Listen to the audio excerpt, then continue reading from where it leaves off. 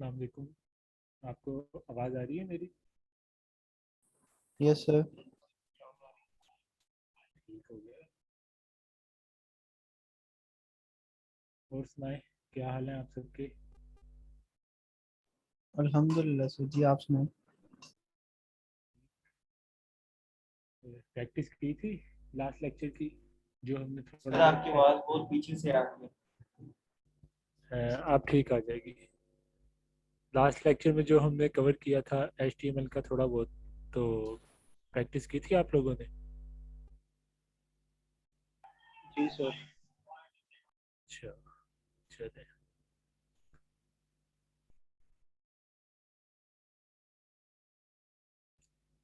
चले आज हम उससे थोड़ा सा आगे चलते हैं। तो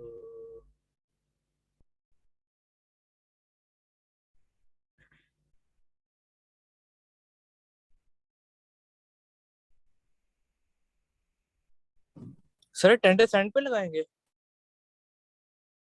अटेंडेंस आज तो मैं घर बैठा हूँ। मैंने आज छुट्टी की थी यूनिवर्सिटी से, तो मेरे पास असेस नहीं होगी अटेंडेंस लगाने की। तो सर आपकी आवाज बहुत कम आ रही है। अ, आप आ रही है ठीक? जी सर, आप कुछ बेहतर हुई है। अरे मैं ज़रा हैंड फ्री बदल के देखता हूँ, ज़रा वेट करें। हाँ सर, हैंड फ्री लगा लें, इस तरह बहुत मुश्किल हो रही है।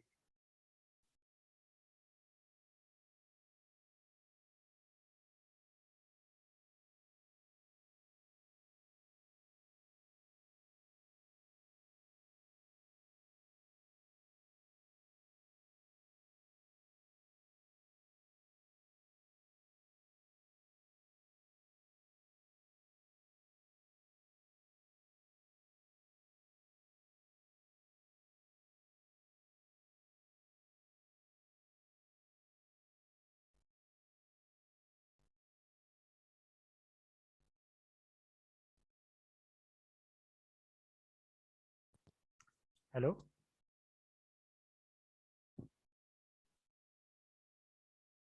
हेलो, आवाज़ आ रही है आपको मेरी? यस सर, आ रही चलिए, मैंने हैंड फ्री बदल दिया, मे बी आपसे रिजल्ट अच्छा हो। अच्छा जी, लास्ट टाइम हमने कहाँ तक काम किया था? ये हमने एक छोटी सी, हम अपने कोर्स की वेबसाइट बना रहे थे। तो मैं इसको ओपन करता हूँ ज़रा ब्राउज़र पे। तो हमने कुछ इस तरह की चीज़ बनाई थी, जिसमें हमने हेडिंग्स का इस्तेमाल किया था, पैराग्राफ का इस्तेमाल किया था, लिस्ट का इस्तेमाल किया था, यूएल और ओएल। और इसके अलावा हमने देखी थी कि इमेजेस को किस तरह अपने वेब पेज पे एम्बेड करते हैं। तो थोड़ा बहुत काम किया था हमने। तो मैं क्या करता हूँ जी, ये जो मेरा फोल्डर है जहाँ पे मेरा ये प्रोजेक्ट पड़ा है, इसको मैं VS कोड के अंदर ओपन कर लेता हूँ। ये पहले, मैं ये अभी घर पे काम कर रहा था, तो मैं ये VS कोड का इंस्टेंस बंद कर देता हूँ। तो इस फोल्डर पे मैं करता हूँ right click, open with code. ये VS कोड पे ओपन हो जाएगा।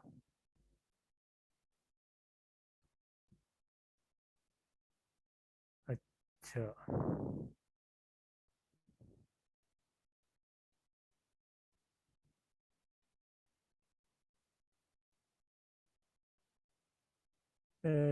जो मेरी फाइल थी ना, वो कुछ इस तरह से थी। इस पे अगर हम किसी ख़ास चीज़ को देखना चाहें तो हम अपनी इमेज गैलरी को देखते हैं। मैंने आपको बताया था कि इमेज को वेब पेज के अंदर इम्बेड करने के लिए IMG का टैग इस्तेमाल करते हैं। और IMG के अंदर दो एट्रीब्यूट होते हैं, एक सोर्स और एक होता है ALT, इसको कहते हैं अल्टरनेटिव। सोर्स के अंदर हम क्या रखते हैं? कोई स्टूडेंट मुझे बताया ज़रा। सर वो जहाँ पे इमेज का मतलब सोर्स है। होता है, लिंक जहाँ पे इमेज हमारी पड़ी होती है, ठीक हो पाथ गया। बताते हैं देखो सर। पाँच। तो वो इमेज का पाथ देते हैं हम सोर्स के थ्रू। ठीक हो गया। अच्छा, अगर इमेज हमारे सेम फोल्डर पे में पड़ी है, लाइक ये जो CSS की इमेज है, ये देखें, ये मेरा फोल्डर है HTML लेक्चर। ये home.html की फाइल मैंने ओपन की हुई है। तो CSS.jpg सेम फोल्डर में पड़ी हुई है। तो हम इसका सिर्फ यहाँ पे लिखेंगे नाम। css.jpg। और अगर ये इमेज किसी और फोल्डर के अंदर पड़ी है, लाइक ये इमेजेस के अंदर जावास्क्रिप्ट की इमेज पड़ी हुई है, तो मैंने ये जावास्क्रिप्ट की जो इमेज है ना, इसका ये पाथ दिया हुआ है। मैंने पहले लिखा हुआ images slash JavaScript dot png, क्योंकि इमेज का नाम है जावास्क्रिप्ट डॉट png। अच्छा, ये पाथ के शुरू में मैंने लिखा हुआ है डॉट स्लैश, ये किसी को पता है ये क्या होता है? सर ये यूज होता सर है ये हम किसी और फोल्डर को फोल्डर से पॉइंट निकालने करने का। के लिए, फोल्डर ये पॉइंटर मैंने करते हैं। ये मैंने ना V2 वालों को बताया था, आप लोगों को नहीं बताया था। अगर मैं ये डास स्लैश काटा भी कर दूं और अपनी इमेज को सेव करूं, इमेज को नहीं, अपनी फाइल को सेव करूं, और ये देखें, इस पेज को मैं रिफ्रेश करता हूं, जावास्क्रिप्ट की इमेज अभी भी शो हो रही है। अभी अगर मैं आल्ट पे लिख दूं एनी इमेज, और मैं ये इमेजेस की बजाय फोल्डर का नाम गलत लिख के इसको सेव करूं और पेज को अगर रिफ्रेश करूं, तो ये जावास्क्रिप्ट की इमेज गायब हो गई है। जो मैंने आल्ट के अंदर लिखा था ना एनी इमेज, वो यहाँ पे लिखा हुआ आ रहा है। तो क्योंकि फोल्डर का नाम है इमेजेस, मैंने इसको लिखा है इमेजेस, फाइल को सेव किया, इसको रिफ्रेश किया, तो मेरी जावास्क्रिप्ट की इमेज वापस आ गई। लेकिन हम अमूमन, आप जब दूसरों का कोड देखेंगे ना, तो वहाँ पे सोर्स से पहले लिखा होगा डॉट स्लैश। डॉट स्लैश का मतलब होता है करंटली हम जिस फोल्डर में मौजूद है ना, उसी फोल्डर के अंदर एक फोल्डर पड़ा है जिसका नाम है इमेजेस।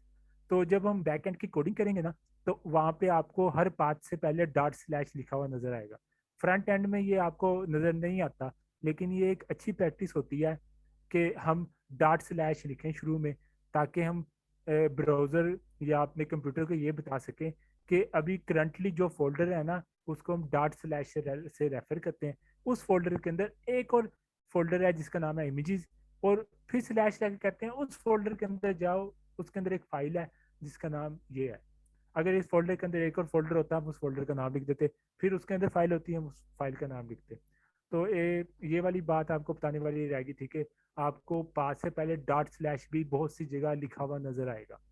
तो अगर आपको लिखा हुआ नजर आ जाए, तो आपको पता होना चाहिए कि डॉट स्लैश का मतलब होता है करंटली आप जिस फोल्डर में है, ये करंट फोल्डर को वो करता है, उसकी तरफ इशारा करता है। अच्छा, एक तरीका तो ये था, अगर सेम फोल्डर में पड़ी हुई इमेज, हम उस इमेज का नाम लिखेंगे। अगर वो किसी और फोल्डर में पड़ी हो, तो उस इमेज का पाथ लिखेंगे। और अगर वो इमेज इंटरनेट पे कहीं पड़ी है, हम उस इमेज का जो होगा ना इंटरनेट पे एड्रेस, जिसको हम बोलते हैं यूआरएल, उसको कॉपी करके सोर्स की जगह लिख देंगे। अब ये जो है एचटीएमएल की इमेज, मैंने इसके सोर्स में ये एड्रेस लिखा हुआ है। ये एड्रेस इंटरनेट पे एचटीएमएल की कोई इमेज पड़ी थी, मैंने उस इमेज का एड्रेस कॉपी किया है। मैंने उस इमेज पे जाके किया राइट क्लिक, और वहाँ पे आता है कॉपी इमेज एड्रेस, जो उस इमेज का होगा ना यूआरएल, वो मैंने यहाँ पे लाके पेस्ट कर दिया। तो इमेज को इम्बेड करने के 3 तरीके हैं। या तो इमेज सेम फोल्डर में पड़ी है, या वो किसी और फोल्डर में पड़ी है, आपने उसका पाथ दे देना है, या वो इंटरनेट पे पड़ी हुई है, आपने इंटरनेट पे जो उसका एड्रेस है ना, वो सोर्स में ला के लिख देना है। और जो है ना ALT, वो लिखना इसलिए ज़रूरी है, अगर किसी वजह से आपकी इमेज ब्रेक होगी, आपने पाथ सही नहीं दिया, तो आपके यूज़र को ये पता चल सके कि यहाँ पे कोई इमेज मौजूद थी, आप उस इमेज के बारे में डिस्क्रिप्शन लिख सकते हैं। इसके अलावा जो होता है ना गूगल, जब वो आपकी वेबसाइट को इंडेक्स करता है ना SEO पर्पस के लिए, तो वो आपके आल्ट टैग को देखता है कि अगर मैंने जूते खरीदने हैं, मैंने किसी अपने जूतों की लगाई हुई है इमेज, और मैंने अपने आर्ट में लिखा है कि फेमस फैशनेबल शूज, तो वो इस कीवर्ड की बेस पे मेरी वेबसाइट को रैंक करेगा। तो ये जो टैग, ये जो होते हैं ना एट्रीब्यूट आपके टैग के, ये बड़े अहम होते हैं। आपने इन सारे एट्रीब्यूट्स की वैल्यू देनी होती है रेलिवेंट, जो कि आपकी वेबसाइट के कंटेंट को रिप्रेजेंट कर रही होती है। अच्छा, इसके अलावा अगर इमेज का साइज बहुत बड़ा हो, जैसे कि ये लैपटॉप की इमेज मैंने इंटरनेट से उठाई थी, अगर मैं इसकी जो है ना विथ, इसको मैं यहाँ से काटा करता हूँ और पेज को रिफ्रेश करता हूँ, ये देखें, ये लैपटॉप की इमेज मैंने ना इंटरनेट से इसका यूआरएल कॉपी किया था, इसकी विथ बहुत बड़ी है। तो चूंकि मैं इसको चाहता हूँ कि इसकी विथ कम हो जाए, तो इमेज के टैग के अंदर एक एट्रीब्यूट इस्तेमाल होता है विथ का, कि इस इमेज की आप चौड़ाई कितनी रखना चाहते हो। तो मैंने 367 पिक्सल, इसकी वैल्यू आपने लिखनी होती है नंबर्स में, पर ये होते हैं पिक्सल। मैं इसको कह रहा हूँ कि इसकी वैल्यू तुम 367 पिक्सल कर दो इस इमेज की। तो मैं इसको सेव करूँगा, और जब मैं इसको रिफ्रेश करूँगा, देखिए इमेज की जो विड्थ है ना वो कम होगी, और इसकी हाइट हमें अलहदा से बताने की ज़रूरत नहीं, हाइट इसकी ऑटोमेटिकली प्रोपोर्शनली एडजस्ट हो जाती है। अगर हम हाइट अलहदा से बताना चाहें तो हम यहाँ पे एक और एट्रीब्यूट लिख सकते हैं हाइट के नाम से, इंटर करके हम लिखेंगे हाइट, और यहाँ पे जो हाइट की वैल्यू देनी होगी हम उसको दे देंगे। लेकिन हम देंगे नहीं, क्योंकि कंप्यूटर बहुत ज़बरदस्त फैसला करता है कि प्रोपोर्शनली अगर हमने विथ इसकी कम किया है तो हाइट कितनी कम करनी है। तो अगर हम ये कंप्यूटर पे छोड़ दें तो हमारे इमेज के पिक्सल फटते नहीं है। यहाँ तक क्लियर है जो मैंने इमेजेस के बारे में रिवीजन किया आप लोगों के साथ। Yes yes sir. Sir. Yes sir. चलें, सर ये रिस्पॉन्सिव के लिए हम क्या यूज करेंगे? जब हम जाएंगे ना CSS के अंदर, देन हम रिस्पॉन्सिवनेस और बाकी चीज़ों को देखेंगे। अभी हमारा जो दारा वो होगा ना फोकस, वो जस्ट HTML के जरिए कंटेंट को किस तरह ब्राउजर पे रेंडर करते हैं उसके ऊपर होगा। अच्छा, सर इसमें अच्छा HTML में हम रिस्पॉन्सिव को फाइन नहीं कर सकते? नहीं, HTML का सिर्फ एक ही मकसद होता है, स्ट्रक्चर ऑफ द पेज। और जो विथ है ना, मैं कह रहा था ये हमें यहाँ नहीं लिखनी चाहिए, क्योंकि ये काम भी हमें CSS के थ्रू करना चाहिए। जो काम जिस चीज़ का है हमें उसके थ्रू ही करना चाहिए। तो जब मैं ये यहाँ पे बता रहा था तब मैंने कहा था कि अभी इसको छेड़ना नहीं चाहिए, तो वो बात की गेम है। अच्छा, अब ये हमारी इमेज गैलरी भी मुकम्मल होगी। अब हम देखते हैं जी टेबल।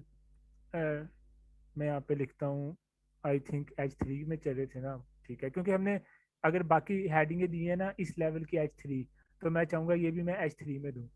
तो H3 यहाँ पे मैं लिख देता हूँ टाइम टेबल, के हमारे कोर्सेज के जो लेक्चर होंगे उनका टाइम टेबल क्या होगा जी, टाइम टेबल। क्योंकि मैंने टाइम टेबल बनाना है तो मुझे एक टेबल चाहिए। अब आप सब लोग टेबल से बहुत अच्छी तरह वाकिफ़ हैं, और अगर आप टेबल को देखना चाहते हैं कि वो HTML में कैसे होता है, तो बड़ा इजी है। आप लोग इधर आए, पहले मैं इसको इधर कर दूँ। हम सर्च करते हैं HTML टेबल, और आखिर में लिख दें MDN। MDN होता है मोजिला डेवलपर नेटवर्क। ये बड़ी अच्छी डॉक्यूमेंटेशन है, लेकिन W3 स्कूल ज़्यादा आसान है। वो मैं इसलिए भी सर्च नहीं करा, वो आप लोग अपने तौर पे W3 स्कूल में जाके आप लोग पढ़ लीजिएगा, लेकिन हम लेक्चर में MDN को लेके चलते हैं। तो यहाँ पे मैंने इसको ओपन किया। जिस तरह टेबल आप बनाते हैं रोज़मर्रा ज़िंदगी में, लाइक ये एक टेबल है, इसी तरह HTML हमें टेबल बनाने के लिए भी एक टैग देता है जिसको हम बोलते हैं सिंपली टेबल। अगर हम नीचे जाएं तो आपको टेबल नज़र आ जाएंगे, ये देखें टेबल बने हुए डिफरेंट। तो आप बड़ी आसानी से अपने वेब पेज के अंदर टेबल्स भी बना सकते हैं। तो मैंने अब इसको रिफ्रेश करता हूँ जी, ये देखें ये नीचे आ गया जी टाइम टेबल। अब मैं इसके नीचे टेबल बनाना चाहता हूँ जिसके अंदर मैं शेड्यूल लिखूंगा कि हमारा जो लेक्चर है ना वो कौन कौन से दिन होगा। तो चलें, तो सिंपल सा टैग है जी, टैग का क्या नाम है जी, टेबल। मैंने टेबल लिख के यूँ किया, इसने टेबल का कर दिया। अच्छा, अब टेबल के अंदर क्या क्या होते हैं, टेबल के अंदर टेबल के कितने हिस्से होते हैं। इसको बोलते हैं रो, और इनको बोलते हैं कॉलम, आप सारे जानते हैं। ये row number 1, row number 2, row number 3, ये column number 1, column number 2, column number 3, column number 4। Same इसी तरह आपने टेबल बनाने के लिए रोज और कॉलम बनाने हैं। तो अगर हम यहाँ पे देखें जी डॉक्यूमेंटेशन में हमने कैसे गाइड किया हुआ है, अगर हमने कोई बनानी है रो, तो उसके लिए टेबल रो का टैग इस्तेमाल होता है, और उस टेबल रो के अंदर कोई डाटा डालना है उसको हम कहते हैं टेबल डाटा। तो मैं इधर आऊँगा, अब टेबल के अंदर मैं पहली रो इंसर्ट करना चाहता हूँ, मैं लिखूंगा TR, मतलब टेबल रो। अब जो रो है, फर्ज करें मैंने मंडे से लेकर फ्राइडे तक का अपना वो लिखना है शेड्यूल, तो मैं इसके अंदर टेबल डालूंगा डाटा। मेरी जो रो है ना उसका पहला एलिमेंट उसको मैं कहूँगा TD, टेबल डाटा। यहाँ पे मैं लिख देता हूँ जी मंडे, फिर मैं लिखूँगा जी TD, Tuesday TD Wednesday TD Thursday.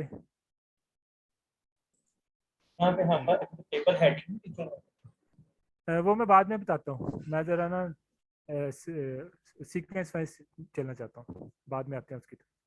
Friday, अच्छा मैंने टेबल का टैग लगाया, उसके अंदर एक रो इंसर्ट की, और रो का पहला एलिमेंट ये है, दूसरा ये है, तीसरा ये है, चौथा पांचवा। तो मैं जब अपने पेज को रिफ्रेश करता हूँ इधर आके जी, ये पेज को मैंने रिफ्रेश किया, ये देखें जी, ठहरे ज़रा जूम का आ रहा है, इसको मैं साइड पे कैसे करूँ, यहाँ पे कर देता हूँ। अच्छा ये देखें जी, ये देखें, ये जो है ना मंडे, ये टेबल का पहला एलिमेंट है, ये टेबल का दूसरा, तीसरा, चौथा, पांचवा। तो अब ये मैंने पहली रो इसके अंदर इंसर्ट की, इसी तरह मैं इस सारी रो को कॉपी करता हूँ, बल्कि कॉपी नहीं, मैं यहाँ पे एक और रो इंसर्ट करता हूँ, टेबल रो, सेकंड रो, इसका पहला एलिमेंट मैं अब मंडे के नीचे मैं लिखूंगा कि मंडे की क्लास कब होगी। फर्स्ट करें मंडे को हमारी होती है ऑफ, मैंने यहाँ लिख दिया कोई क्लास नहीं होती। टेबल डाटा ट्यूसडे को होती है, फर्स्ट करें कि 12 PM। वेडनेसडे को होती है 2 PM। थर्सडे को होती है 8 AM। Sorry TD 8 AM। और फ्राइडे को हम लगा लेते हैं जी 5 PM।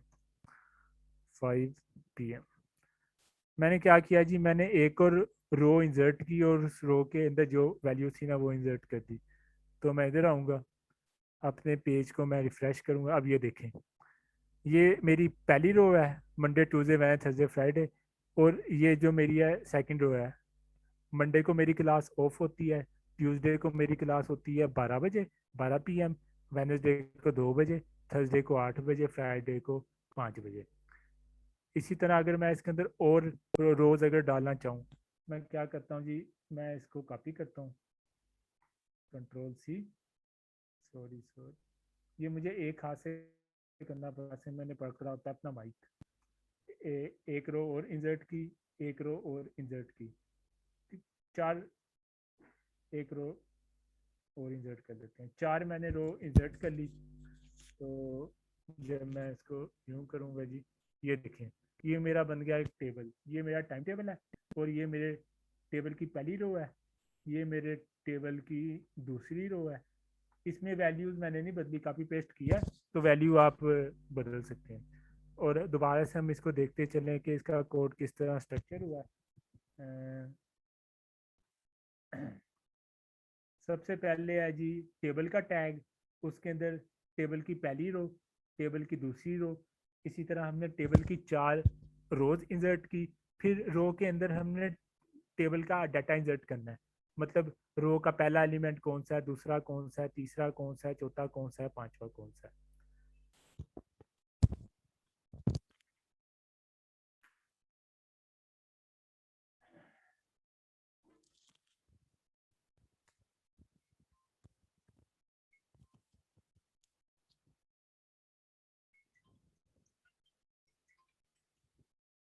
अस्सलाम वालेकुम,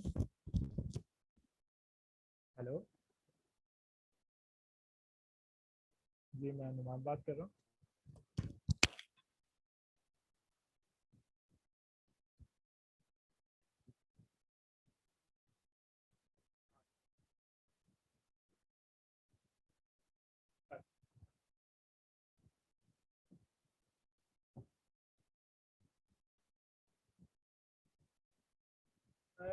अभी क्लासेस शुरू हुई है ना, अटेंड मैं वैसे करने का, क्योंकि मैंने ये तैयार करनी थी आउटलाइन और लेक्चर वगैरह करने थे, इस वजह से।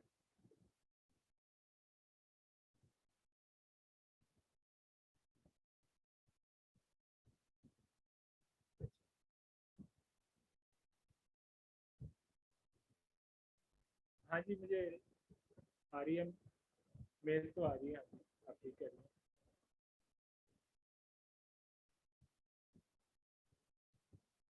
अच्छा ठीक, अब जो मैंने छोड़े हैं तो उसमें तो मेरी लगी है एब्सेंट, तो अब जो दो रहते हैं, अगर मैं वो अटेंड करता हूँ तो इसकी मेरी जो कोर्स कंप्लीशन है वो होगी कि नहीं होगी, क्योंकि मेरी तो अटेंडेंस सब होगी होगी शॉर्ट, इसका क्या पड़ेगा सर?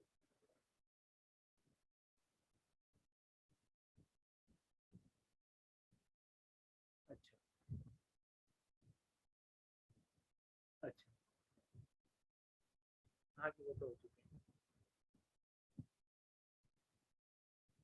अच्छा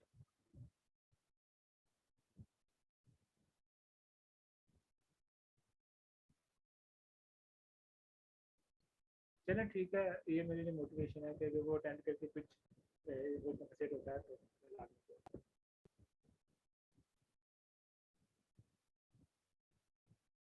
चलें ठीक है, ओके।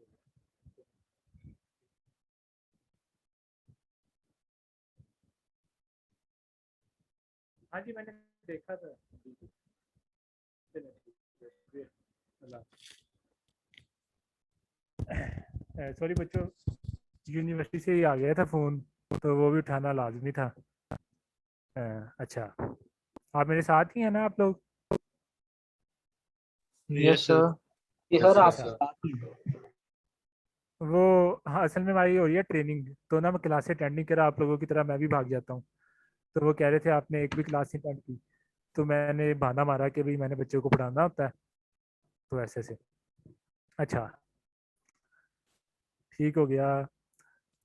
अब ये टेबल की आपको समझ लग रही है ना, सिंपल सा है, हमने टेबल का टैग यूज करना है और उसके अंदर बनानी है रोज एंड रोज के एलिमेंट। अगर किसी को इसमें कोई कॉम्प्लिकेशन लग रही है तो वो बता दे, कोई इसमें मुश्किल नहीं है। सर अगर वीक का अपना शॉर्ट करके बनाना आवाज़ आपकी बहुत गूंज के आई है, मैं समझ नहीं पाया। सर अगर ना मंडे टू फ्राइडे का अगर इसका शॉर्टकट बनाना वीक का अगर हमने टाइम बनाना तो उसको शॉर्टकट हम्म, किसी और स्टूडेंट को आई है इनकी आवाज़? सर इको बहुत ज्यादा है, इको बहुत ज्यादा है। हाँ जी वो ना पीछे से गूंज बहुत आ रही है, तो सॉरी। सर टेक्स्ट लिखते हैं यहाँ पे। अच्छा सब क्लियर है। अब बेहतर है। सर मैं पूछ रहा था अगर वीक का जैसे मंडे फ्राइडे आपने बताया मैंने कई कई कोई टाइम टेबल उसका कोई शॉर्टकट नहीं नहीं शॉर्टकट तो नहीं है, मतलब कि आपने जो डाटा इंसर्ट करना है वो आपने जस्ट ऐसे लिख देना है, जिस तरह आपने पैराग्राफ और हेडिंग्स वाला वगैरह को किया है इंसर्ट। वो ओके अच्छा चले, आपने भी, मैंने भी तुक्का ही मारा है, आपका सवाल सच समझने की कोशिश की है। इसमें कोई मसला नहीं, you can go on documentation tables को आप बड़ी तफसील तफसील से देख सकते हैं। मेरा मकसद आपको सिखाना नहीं है, आपको आशना करवाना है कि यार ये भी होता है ये भी होता है। आपने जस्ट यूट्यूब पे जाना है, डिफरेंट ब्लॉग्स पे जाना है कि मैंने टेबल के बारे में सब कुछ सीखना है, तो आपको जस्ट मैं बता रहा हूँ बेसिक्स, आपने देख के उसको आराम से पिक कर लेना है, इसमें इशू ही नहीं है। अच्छा तो ये तो बात यहाँ तक होगी। अच्छा अब एक और बात, आपने देखा होगा कि भाई यहाँ पे जो टेबल है यहाँ पे लगे हुए हैं बॉर्डर्स, लेकिन जो हमारा टेबल है यहाँ पे लगे, यहाँ पे बॉर्डर नहीं लगे हुए। तो जो होते हैं ना बॉर्डर, वो लगाते हैं हम सी एस एस की मदद से। यहाँ पे अभी तक हमने सी एस एस पढ़ी नहीं है, लेकिन हम अपने टेबल को बॉर्डर देते हैं। सी एस एस अभी हमने बाद में पढ़नी है। तो मैं क्या करूँगा, मैं अपने हेड टैग के अंदर आऊँगा, हेड टैग के अंदर मैं एक टैग लिखूंगा, उसका नाम होता है स्टाइल। स्टाइल का मतलब होता है, ये जो मेरा हेड है ना, हेड के अंदर एक टैग है स्टाइल। स्टाइल का मतलब होता है मैं स्टाइल के अंदर अपने एलिमेंट्स को स्टाइल दे सकता हूँ, उनकी डिजाइनिंग कर सकता हूँ। This is called C S S. C S S लिखने का एक तरीका है हेड के अंदर स्टाइल टैग के अंदर। तो ये सी एस एस अभी आपने समझनी नहीं है, क्योंकि हमने अभी सी एस एस शुरू नहीं की, लेकिन चूंकि मैंने टेबल्स को देने हैं बॉर्डर, तो अभी मैं यहाँ पे एक सी एस एस लिखता हूँ। मैं यहाँ पे लिखता हूँ टेबल, मैं कह रहा हूँ मेरे टेबल को सिलेक्ट करो, और यहाँ पे लगाता हूँ कर्ली ब्रैकेट। कर्ली ब्रैकेट लिख के मैं लिखता हूँ जी बॉर्डर, बॉर्डर मैं कह रहा हूँ कि मेरे टेबल को तुम दे दो बॉर्डर, और उस बॉर्डर की तुम जो है ना मोटाई वो रखो 1 पिक्सल, उसकी टाइप होगी सॉलिड। सॉलिड का मतलब वो एक सॉलिड लाइन होगी, और उसका जो होगा ना कलर, कलर हम कर लेते हैं ब्लैक। ये मैं इसको सेव करता हूँ। मैं कह रहा हूँ कि मेरे पेज के ऊपर से टेबल को सिलेक्ट करो। टेबल क्या है जी? टेबल, टेबल है ये। मैं कह रहा हूँ कि टेबल को सिलेक्ट करो और उसको तुम दे दो बॉर्डर। ये CSS लिखने का तरीका है, अभी हम इसके डिटेल में नहीं जाएंगे।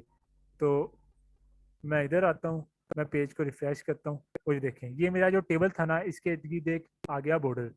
इसी तरह अब मैं चाहता हूँ कि जो होता ना हर एलिमेंट के इर्द गिर्द भी आ जाए बॉर्डर। तो मैं क्या करूँगा, चूंकि जो मेरे एलिमेंट है वो किसके अंदर बंद है, वो TD के अंदर बंद है। तो मैं सिंपली लिखूंगा टेबल को सिलेक्ट करो कोमा, TD को सिलेक्ट करो, इसको सेव कर दूंगा। तो जब मैंने इसको सेव किया, इसको रिफ्रेश किया, ये देखें अब मेरे हर TD के इर्द गिर्द भी बॉर्डर आ गया और टेबल के इर्द गिर्द भी बॉर्डर आ गया। ये जो हमने किया है ये हमने CSS की मदद से किया है। अब आपको लैबा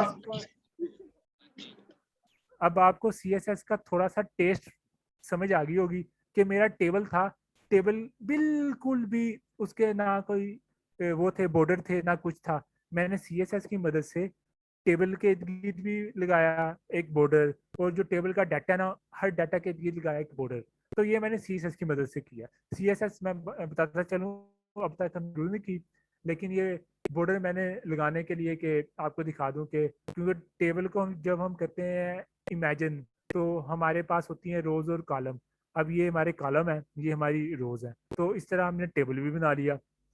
और अब टेबल में कुछ HTML5 के टैग्स होते हैं, जरा उसको देख लेते हैं वो क्या होते हैं। हमें HTML5 कहती है ये जो आपका ये वाली रो है, ये रो आपकी सबसे ऊपर है, ये वाली ये आपकी पहली रो है, Monday Tuesday Wednesday Thursday Friday. तो ये जो रो है, पहली रो आपकी है हेडिंग है, मतलब आपके जो कॉलम होते हैं हर कॉलम के एक वो होती है हेडिंग होती है ना। कॉलम नंबर 1 इसका नाम ये है, कॉलम नंबर 2 इसका नाम ये है। तो HTML5 कहती है कि आप ये एक नया टैग बनाओ, उसका नाम रखो टी हेड, मतलब हमारे टेबल का हेड क्या होगा। और उस टी हेड के अंदर आप ये जो पहली रो है ना, क्योंकि ये आपके टेबल की हेडिंग है, आप टी हेड के अंदर ये आपका टेबल का हेड है, इसको डाल दो। इसको मैंने सेव किया। इससे फर्क कुछ नहीं पड़ेगा, अगर मैं पेज को रिफ्रेश करूँ मेरा टेबल वैसे का वैसा ही दिखेगा। लेकिन चूंकि HTML5 ने नया टैग इंट्रोड्यूस किया है, उसको कहते हैं टी हेड। टी हेड का मतलब है कि आपके टेबल की जो पहली रो है ना वो रिप्रेजेंट करती है आपकी हेडिंग्स, आपके कॉलम के नाम, कि आपके पहले कॉलम का नाम ये है, दूसरे कॉलम का नाम ये है, तीसरे का ये है। तो आपने अपनी पहली रो को टी हेड के अंदर बंद करना है। इसके अलावा HTML5 हमें कहती है कि टी हेड के अलावा आपकी टेबल की होती है बॉडी, टी बॉडी। आपकी जितनी भी रोज है ना वो आपके टेबल की बॉडी को रिप्रेजेंट करती है। तो मैं अपनी जो है ना बाकी तमाम रोज उसको कर लेता हूँ जी कट, यहाँ से ये मैंने उसको यहाँ से कर लिया जी कट। कट करके जी इसको मैंने टी बॉडी के अंदर लिख दूंगा, इसको सेव कर दिया। जब मैं इसको रिफ्रेश करूंगा टेबल मेरा बिल्कुल नहीं बदलेगा, सेम वैसा है। क्योंकि हमने HTML5 के स्टैंडर्ड को फॉलो करना है, हमने टी हेड और टी बॉडी को भी इंट्रोड्यूस करा दिया। टी हेड के अंदर हमारी पहली रो जो कि हमारे टेबल के हेड को हेडिंग्स को रिप्रेजेंट करती है, और टी बॉडी के अंदर हमारी टेबल की बाकी तमाम रोज जो कि उन कॉलम्स की वैल्यूज को रिप्रेजेंट करती है। यहाँ तक ठीक है? Is it okay? टेबल में कोई तब्दीली नहीं आई, लेकिन ये जो टैग्स है ना ये HTML5 ने इंट्रोड्यूस कराए हैं। अगर हम इनको यूज करेंगे गूगल हमारी वेबसाइट को पसंद करेगा, और जब गूगल हमारी वेबसाइट को पसंद करेगा वो गूगल सर्च में ऊपर आएगी। जब वो ऊपर आएगी तो हमारा बिजनेस ग्रो करेगा। हम पैसे दे के अपने वेबसाइट की SEO भी तो करवाते हैं ना, कि हमारी वेबसाइट पहले पेज पे आए। तो अगर हम गूगल को खुश रखेंगे, हम HTML5 के स्टैंडर्ड को फॉलो करेंगे, गूगल हमारी वेबसाइट को ज्यादा वैल्यू देगा। सिंपल सी बात है। अच्छा, अब हमें HTML5 एक और चीज कहती है, अभी यहाँ पे अजान हो रही है, 2-3 मिनट की ज़रा खामोशी इख्तियार कर लेते हैं।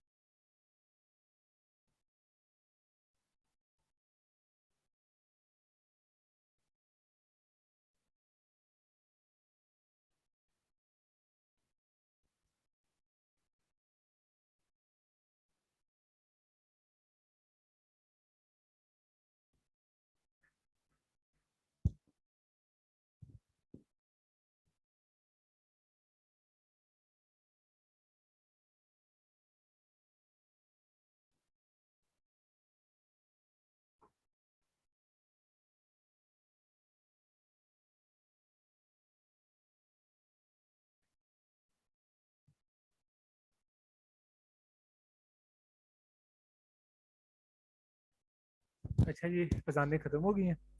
चलें, आखिरी चीज़ टेबल की जो है ना मोटी सी, वो मैं बता देता हूँ। हमें HTML5 कहती है चूंकि पहली रो हेडिंग्स को रिप्रेजेंट करती है, क्योंकि ये आपके टेबल के होते हैं हेडर। ये देखें, ओ सॉरी, ये हमारा पेज है।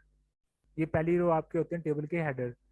तो यहाँ पे टेबल डाटा लिखने की बजाय आपको TH लिखना चाहिए। TH का मतलब होता है टेबल हेडर।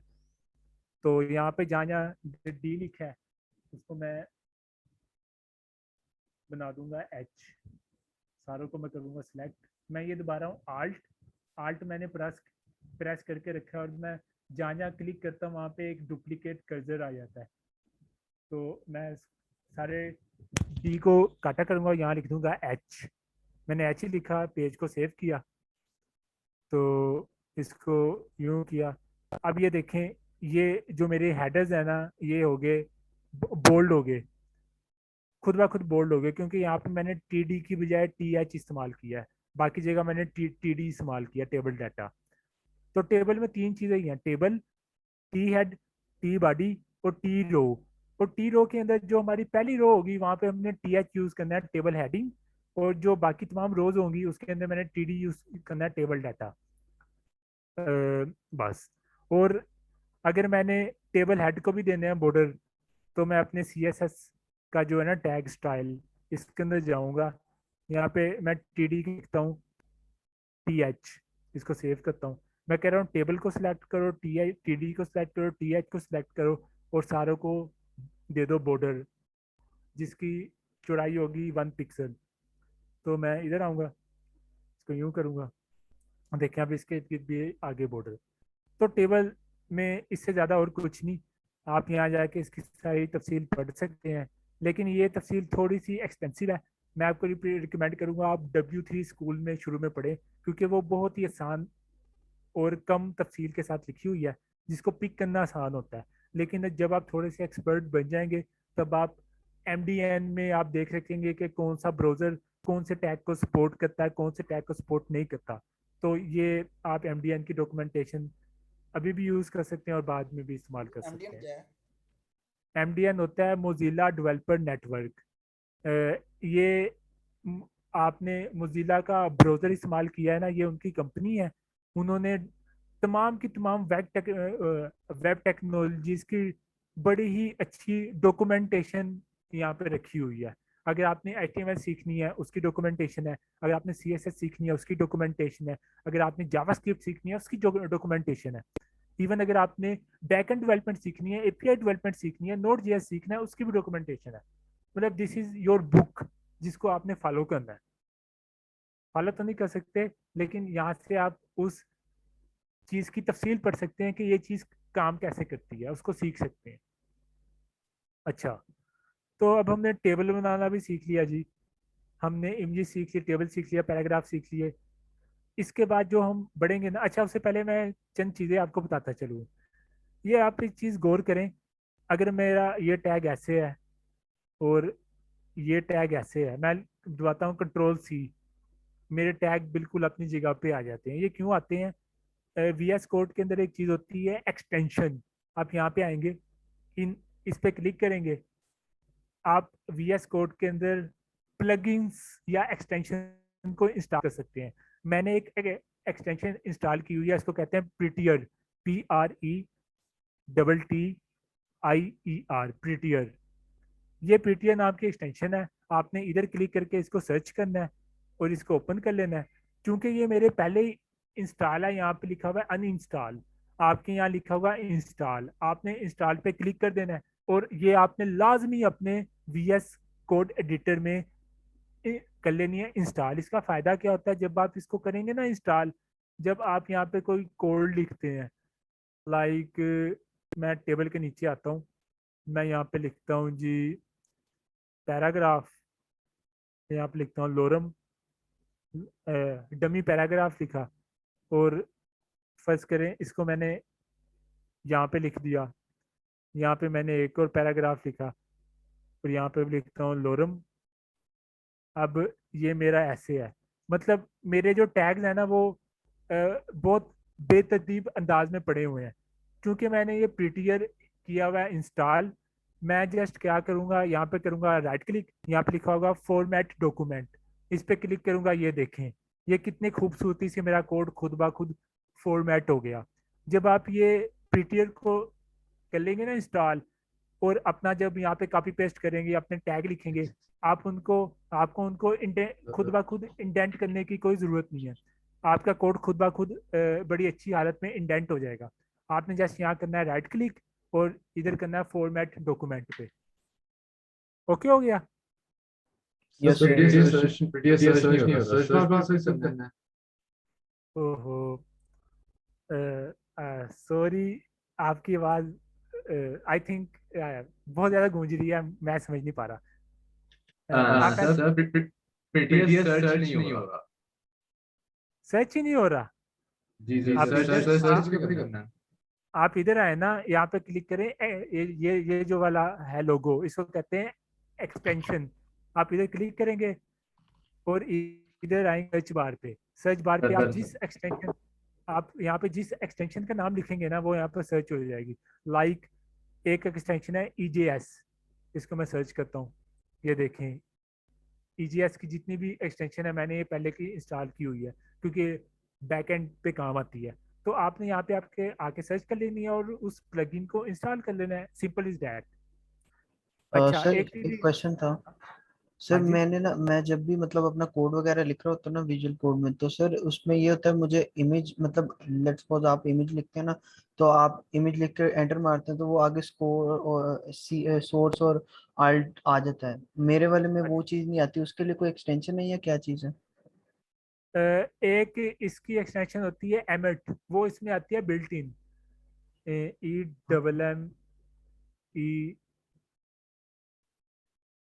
EMMET, स्पेलिंग अगर मुझे याद हो, एमिट। मैं सर्च करूँ जरा।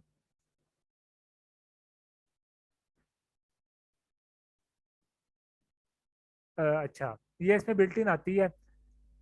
अगर तो आपने VS कोड बिल्कुल लेटेस्ट वर्जन इंस्टॉल किया है जो आपकी यस विंडो के साथ कंपैटिबल है, फिर जो काम मैं आपको यहाँ पे करके दिखा रहा हूँ ना, वो काम जी आपका लाजमी होना चाहिए। जब आप लिखते हैं ना IMG, तो उसके अंदर दोनों एट्रीब्यूट सोर्स और ALT का खुद ब खुद आना चाहिए। और अगर वो खुद ब खुद नहीं भी आ रहा ना, घबराए ना, आप अपने हाथों से लिख लें। आप फर्ज करें कि आपकी प्रैक्टिस हो रही है, नहीं सर, वो मैं ठीक है? लिख लेता हूँ, मैं वैसे पूछ रहा था कोई एक्सटेंशन वगैरह है? नहीं नहीं, इसकी कोई एक्सटेंशन नहीं, क्योंकि ये सारी चीजें ना इसके अंदर आती हैं, बिल्ट इन आती हैं। तो फिलहाल मुझे इसका कोई अभी मेरे जहन में नहीं, आपका क्यों नहीं आ रहा, ये मुझे सर्च करना पड़ेगा गूगल पे लिख के कि why I am not getting these attribute when ever I type this, तो हो सकता है कि गूगल आपको कोई चीज़ बता दे कि यार आपने इसको इस तरह से किया इंस्टा, इसमें फलानी चीज़ मिसिंग है, ये चलो आपने मैं खुद देखता सर्च किया। हूँ। ओके ठीक हो सर, गया ना? Thank you. Yes sir. अच्छा, अब आपने प्रीटियर को भी इंस्टॉल कर लिया, उसके बाद आपने ये सेटिंग पे क्लिक करना है और यहाँ पे आना है सेटिंग पे क्लिक करने के बाद ये एक नया सर्च बार ओपन होगा। यहाँ पे आप लिखना है फॉर्मेट जब आप लिखेंगे ना, यहाँ पे आपने एक चीज होगी फॉर्मेट ऑन सेव, ये पहले होता है अनचेक, मैंने इसको किया हुआ है चेक। चेक का क्या फायदा होता है, आपने ये भी होता है अनचेक, आपने इसको भी चेक कर देना है और इसको भी चेक कर देना है। Format on paste, format on save, इसका फायदा क्या होता है? इसका फायदा ये होता है, देखें जैसे कि वही चीज, ये टैग ऐसे पड़े हुए हैं बेतरतीब अंदाज में, हर चीज ऐसे पड़ी हुई है। जब मैं दबाऊंगा ना, अभी मुझे क्या करना पड़ता है, राइट क्लिक करके यहाँ पे क्लिक करना पड़ता है फॉर्मेट डॉक्यूमेंट पे, लेकिन जब मैंने वो चेक किया होगा ना फॉर्मेट ऑन सेव, मैं करूँगा कंट्रोल S, ये देखें ये सारी चीज़ें अपनी जगह पे आ गई। तो ये चीज़ें ज़रूरी नहीं, लेकिन ये आपकी स्पीड को बढ़ाएंगी कि आपको कोड को फॉर्मेट नहीं करना पड़ेगा, उसको खुद ब खुद इंडेंट नहीं करना पड़ेगा। तो आपने ये कर लेना इंस्टॉल, और सेटिंग पे आके फॉर्मेट पे आके इन दोनों पे आपने टिक का निशान लगा देना है, ताकि आपको बार बार कोड को अच्छी शक्ल में ना लेके आना पड़े। ये छोटी सी बात थी, मैंने कहा साइड नोट है आपको बता दूं। अच्छा, तो अभी मैं यहाँ पे फाइल पे क्लिक करता हूँ, ये मेरी फाइलें हैं। अच्छा, अब हम बहुत ही अहम कॉन्सेप्ट पढ़ने लगे हैं, जो होता है इंटरनेट। इंटरनेट का सबसे बड़ा मकसद अ, अ, सबसे बड़ा मकसद अगर मैं आपसे पूछूं, आपके ख्याल में क्या मकसद हो सकता है इंटरनेट का? इंटरनेट पे हम अपनी सर इंफॉर्मेशन करते हैं। हाँ जी। सबसे बड़ा मकसद तो कम्युनिकेशन है मेरे ख्याल से, इंटरनेट बना नहीं, कम्युनिकेशन के लिए था। Sir data transfer, data information. Data transfer communication, जो इसके लिए इंटरनेट बना था। जो है ना कम्युनिकेशन और डाटा ट्रांसफर, वो तो आता है कंप्यूटर नेटवर्क्स में। आप ये कह सकते हैं sharing your information with the world, ये लफ्ज़ ज़्यादा बेटर है कि अपनी इंफॉर्मेशन को जी जी सर, ये भी ठीक कहा हो गया जा ना? सकता। अच्छा, अपने इंफॉर्मेशन को शेयर करना, जब आप किसी वेबसाइट पे जाते हैं, फर्ज करें विकीपीडिया पे चलते हैं, सबसे आम सी एग्जांपल है, मैं पाकिस्तान के पेज पे जाता हूँ, पाकिस्तान विकीपीडिया। अच्छा, मैं इस पेज पे जाता हूँ। अब ये गूगल का एक पेज है, ये जो पाकिस्तान विकीपीडिया लिखा हुआ है, इसको जब मैं क्लिक करता हूँ तो मैं विकीपीडिया के पेज पे जंप लगा के चला जाता हूँ। ये इसको हम बोलते हैं लिंक। ये एक लिंक है जो कि इस पेज को कनेक्ट करता है विकीपीडिया पाकिस्तान के पेज से। मैं यहाँ पे विकीपीडिया पाकिस्तान के पेज पे चला गया। अब विकीपीडिया पाकिस्तान के पेज के ऊपर डिफरेंट लिंक्स पड़े हुए हैं, जैसा कि ये लिखा हुआ है अरेबियन सी। अब ये अरेबियन सी एक लफ्ज़ है, लेकिन ये लफ्ज़ नहीं है, ये एक लिंक है। मतलब मैं जब इस पे क्लिक करूंगा ना, मैं किसी और पेज पे चला जाऊंगा। तो पहली बात हमें ये पता चली, इंटरनेट एक जाल है जिसमें एक पेज दूसरे पेज से कनेक्टेड है। मतलब अगर इंटरनेट पे 100 खरब पेज पड़े हुए हैं ना, तो वो किसी ना किसी तरह एक दूसरे से कनेक्टेड है with the help of links. अब ये लिंक कैसे बनाते हैं, पेज का आपस में ताल्लुक कैसे जोड़ते हैं, अब हमने ये सीखना है। इसके अलावा अगर आप किसी भी वेबसाइट पे जाएं, कोड विद,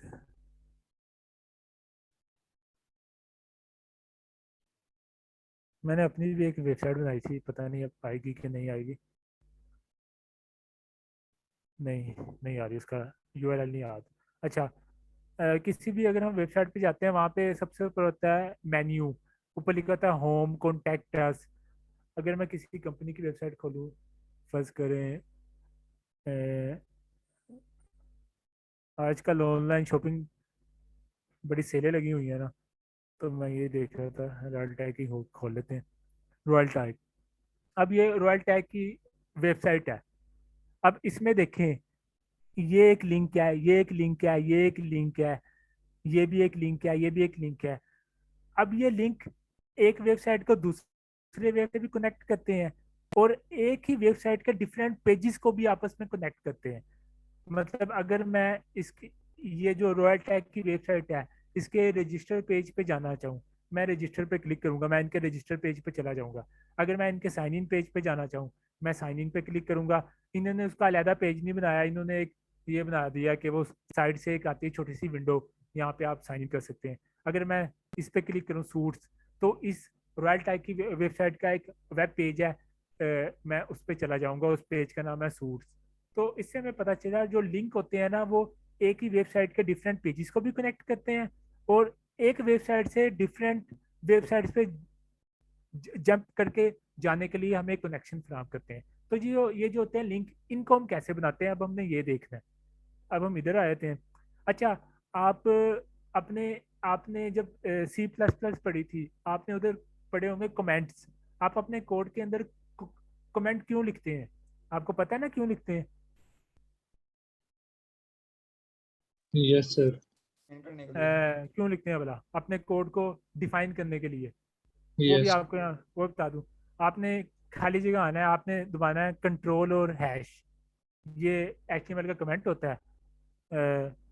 यहाँ पे आप कुछ भी लिख सकते हैं, माई होम पेज। तो आपने कोशिश करनी है, आपने अपने कोड को प्रॉपरली कमेंट्स भी देते रहने हैं, ताकि आप उसको जब 1 महीने बाद देखें, 2 महीने बाद देखें, तो आपने कमेंट्स में लिखना है कि ये कंपोनेंट, ये कोड ये कर रहा है, ये कर रहा है। तो कमेंट हम ऐसे लिखते हैं। इसको मैं सेव करता हूँ। अच्छा, अब हमने सीखना है लिंक्स। लिंक सीखने के लिए हम क्या करते हैं जी, हम यहाँ से स्टार्ट करते हैं। मैं चाहता हूँ कि ये जो हमारा पेज है ना, जिस तरह हर वेबसाइट के ऊपर होता है नेविगेशन बार, यहाँ पे भी डिफरेंट वो बने हो लिंक्स। मतलब एक हमारा होम पेज हो, एक हमारा कॉन्टैक्ट अस पेज हो। तो सबसे पहले मैं इसका बनाता हूँ कॉन्टैक्ट अस का पेज, कि एज कोई स्टूडेंट अगर मुझसे कॉन्टैक्ट करना चाहता है, तो वो उस पर क्लिक करके मेरी कॉन्टैक्ट इंफॉर्मेशन देख सकता है।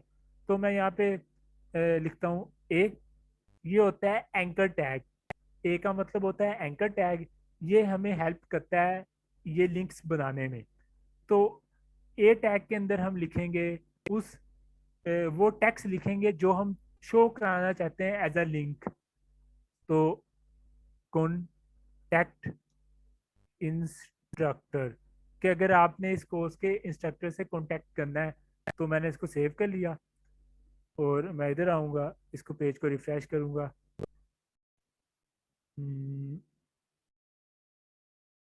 कॉन्टैक्ट, हाँ जी, ये देखें। अब ये देखें, ये अब सिंपल टेक्स्ट नहीं, जब मैं इसके ऊपर करता हूँ हूवर, ये क्लिकेबल टेक्स्ट है। मतलब अब मैं इसको क्लिक कर सकता हूँ। जब मैं इसको क्लिक करूंगा तो कुछ भी नहीं हो रहा। कुछ क्यों नहीं हो रहा? क्योंकि मैंने इस लिंक को नहीं बताया कि तुमने जंप करके कहाँ जाना है। तो वो बताने के लिए ए टैग के अंदर एक एट्रीब्यूट होता है HREF। जिस तरह इमेज के अंदर सोर्स होता है ना, इसी तरह ए टैग के अंदर होता है HREF। HREF के अंदर हमने वो एड्रेस लिखना होता है जहाँ पे हम जंप करके जाना चाहते हैं। अब फर्ज करें कि ये मेरी वेबसाइट है जिसके अंदर मैं काम कर रहा हूँ, ये मेरा फोल्डर। इसके अंदर मैं एक और फाइल बनाता हूँ। फाइल बनाने के लिए मैं खाली जगह पर करूँगा राइट क्लिक, मैं करूँगा न्यू फाइल। इस फाइल का नाम रखता हूँ contact.html। मैंने एक HTML की फाइल बनाई। फिर मैं दबाता हूँ शिफ्ट और 1, ये साइन लगाया, मैं एंटर करता हूँ, मेरा सारा कोड आ गया जो मैंने आपको पिछले लेक्चर में बताया था कि ये हमें खुद टाइप करने की जरूरत नहीं। ये खुद ब खुद हमारा जो है ना, बॉयलर प्लेट बोलते हैं, खुद ब खुद हो जाता है जनरेट। तो इसके टाइटल के अंदर मैं लिख देता हूँ कॉन्टैक्ट, ताकि टैब के अंदर ये लिखा और मुझे पता चल जाए कि मैं इस वक्त कौन से पेज में हूँ। और बॉडी के अंदर मैं लिखता हूँ H1 कॉन्टैक्ट पेज। चलें, बस इतना ही ठीक है, और इस पेज में हमने कुछ नहीं करना। तो जिस तरह मैं सोर्स के अंदर एड्रेस देता था, इसी तरह मैंने HREF के अंदर एड्रेस देना है। अगर मैं अपनी ही वेबसाइट के किसी पेज में जाना चाहता हूँ, तो मैंने जस्ट उस पेज का नाम लिख देना है, अगर वो फाइल मेरे सेम फोल्डर में मौजूद है जिस फाइल पे मैं काम कर रहा हूँ। अब ये contact.html सेम फोल्डर में मौजूद है ना। अगर मैं इधर आऊँ, ये देखें, मैं इस फाइल पे काम कर रहा हूँ होम, और कॉन्टैक्ट भी सेम फोल्डर में मौजूद है। तो मैं जस्ट इस फाइल का नाम लिख दूंगा contact.html और इसको सेव कर दूंगा। अब होगा क्या, अब इसको मैं रिफ्रेश करता हूँ। अब जब मैं इस पर क्लिक करूंगा मैं कॉन्टैक्ट पेज पे चला जाऊंगा। जो मैंने बनाया था उसमें मैंने सिर्फ एक H1 लगाई थी। Is it okay? ये मेरा कॉन्टैक्ट पेज है। और ओके सर। अब ये जो कॉन्टैक्ट पेज है, अगर मैं इससे दोबारा होम पेज की तरफ जाना चाहूँ तब मुझे क्या करना पड़ेगा? कोई बता सकता है? ये मेरा कॉन्टैक्ट पेज है, यहाँ पे फिलहाल सिर्फ एक हेडिंग है। अगर मैं इस पेज से दोबारा होम पेज की तरफ जाना चाहूँ, मुझे इस पेज पे एक लिंक चाहिए जो मुझे होम पेज की तरफ डाइवर्ट कर दे, तब मुझे क्या करना पड़ेगा? सर एंकर वही टैग लिंक में आप आप यहाँ पे यूज चलिए भी सर एक टैग इंस्टॉल करें। href में एंकर आप टैग ले आता हूँ होम लिख दें। और यहाँ पे मैं एज अ टेक्स्ट लिख देता हूँ होम, क्योंकि मैंने अपने एंड यूजर को बताना है कि ये होम पेज की तरफ जाएगा। यहाँ पे मैं क्या लिखूंगा href के अंदर? सर होम का पाथ लिख यहाँ दें। पे home.html चलें, चूंकि ये किसी फोल्डर में बंद नहीं, तो ये सेम फोल्डर में है यही फाइल, मैं उस फाइल का नाम लिख दूंगा। ये चलें, गुड हो गया। तब अब इसको मैं रिफ्रेश करता हूँ। देखें, इधर होम पेज पे आ गया, इधर से कॉन्टैक्ट पे आ गया, इधर से होम पे आ गया, इधर से कॉन्टैक्ट पे आ गया। सिंपल। अब हमें ये पता चल गया हम अपने प्रोजेक्ट के अंदर रहते हुए अपनी एक वेबसाइट के डिफरेंट पेजेस पे कैसे जंप करके जा सकते हैं। जो सबसे ऊपर होता है ना नेविगेशन बार, उसके अंदर यही एंकर टैग लगे होते हैं। सिंपल से आपका एक होम पेज होता है, एक प्रोडक्ट का पेज होता है, एक सर्विसेज का पेज होता है, एक कॉन्टैक्ट का पेज होता है, एक ब्लॉग का पेज होता है। वो आपकी मर्जी है एज अ डेवलपर, आपने अपनी वेबसाइट के अंदर कितने पेजेस बनाने हैं। चलें, ये भी हो गया। इसके बाद अगर हम किसी और वेबसाइट पे जाना चाहें, फर्ज करें कि मैं जाना चाहता हूँ